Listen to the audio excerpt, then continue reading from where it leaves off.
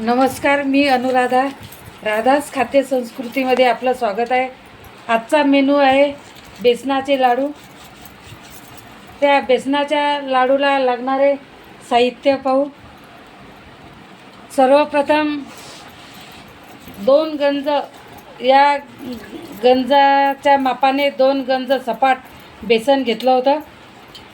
त्याच्यानंतर बेसन भिजवून घेतलं थोडंसं घट्ट. त्याच्यानंतर छोटे छोटे गोळे करून आणि ते गोळे लाटून तळून घेतले. अशा पद्धतीने त्या पुऱ्या तळून घेतल्या. त्याच्यानंतर तळून घेतल्यानंतर असा बारीक चुरा करून मिक्सरमधून काढायचा आहे, जेणेकरून रवेदार आला पाहिजे. हे पुऱ्या रवेदार होतात. बेसनाचे लाडू छान लागतात असं केलं की. हे जे आहे बारीक चुरा केला जातो मिक्सरमधून, ते थोडंसं कढईमध्ये कोमट करून घ्यायचं आहे. त्याच्यानंतर पाकामध्ये टाकायचं आहे आणि या 2 गंज जे माप घेतलं होतं आपण, त्या गंजाने 1 गंज साखर घेतली होती आणि ते साखर गंजामध्ये टाकून पाक करण्यासाठी ठेवलेलं आहे. हे या गंजामध्ये पाक करण्यासाठी ठेवलेला आहे साखरेचा पाक. 2 तारी पाक हा पाहिजे या लाडूला. थोडासा घट्ट पाक येईल असं करावं लागेल लाडूसाठी. 2 तारी म्हणजे एकदम 1 तारी पण नाही पाहिजे, कडकही नाही झाले पाहिजे लाडू, आणि नरम तर पाहिजेच पण कडक झाले नाही पाहिजे लाडू. अशा प्रकारे हे पुऱ्या मी मिक्सरमधून काढून घेतल्यात. असं रवेदार झालेलं आहे मिक्सरमधून काढून. आता हे मी भाजून घेणार आहे, थोडंसं कोमट करून घेणार आहे. याच्यामध्ये या बेसनाच्या लाडूमध्ये विलायचीचा भुकटा आणि जायफळ खिसून टाकणार आहे मी याच्यामध्ये. जायफळने स्वादिष्ट आणि चव पण छान लागते.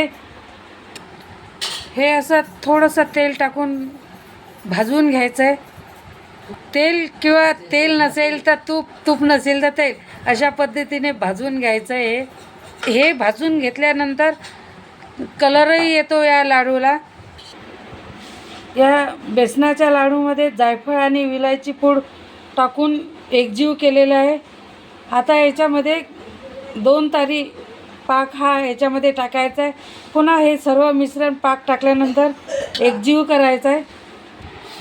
पाक तयार झालेला आहे याच्यामध्ये बेसनाच्या लाडूमध्ये टाकायचं आहे आणि हे एकजीव करून घ्यायचं आहे, चांगला मिक्स करून.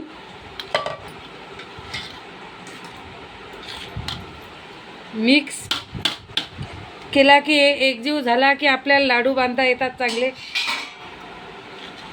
आणि जेवढं प्रमाण असलं त्या प्रमाणात साखर पाहिजे. जर 1 किलो डाळ असेल तर 1 किलो साखर लागेल. आणि हरभऱ्याची डाळ आपण बेसनासारखं बेसन दळून घ्यायचं आणि थोडंसं किंचित जाड दळून घ्यायचं आहे लाडूचं. 1 किलो हरभऱ्याची डाळ आणि 1 किलो साखर या प्रमाणात हे करावं लागते. प्रमाणशीर असेल तर लाडू छान लागतात. आणि हे भाजून घेतल्यामुळे याला कलरही खूप छान आलेला आहे. जायफळ आणि विलायची पूड टाकल्याने चव पण छान लागते, सुगंध पण येतो. हे आपण कोमट करून घेतलं तर अजून सुगंध आला याला. तुम्ही या चॅनलला नवीन असाल तर सबस्क्राईब करा. हे मिश्रण तयार झालेलं आहे बेसनाच्या लाडूचं. अशा पद्धतीने लाडू बांधायचा आहे चांगल्या प्रकारे. अशा प्रकारे हे बेसनाचे लाडू तयार झालेले आहेत. हे लाडू करताना त्याच्यात थोडंसं गरम तेल करून टाकलं होतं, म्हणजे जेणेकरून लाडू पद्धतशीर वळल्या गेले पाहिजे. अशा प्रकारे हे लाडू तयार आहेत, बेसनाचे लाडू. आजचा मेनू आहे बेसनाचे लाडू. या चॅनलला नवीन असाल तर सबस्क्राईब करा. राधास खाद्य संस्कृतीला शेअर करा, लाईक करा, सबस्क्राईब करा. धन्यवाद.